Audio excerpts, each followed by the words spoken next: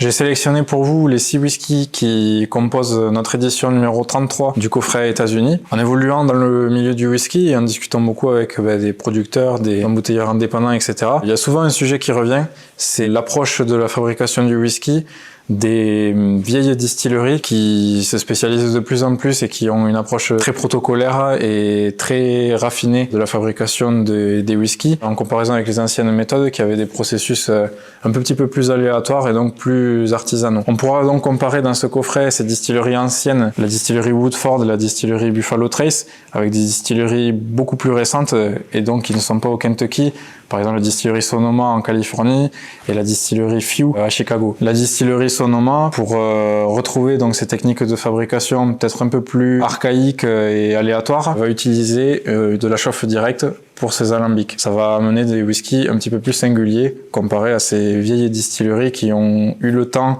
et les ressources pour contrôler leur process et fabriquer des whiskies du coup très raffinés et constants dans le temps. J'ai aussi pris soin de sélectionner des whiskies qui sont fabriqués avec des compositions de céréales différentes.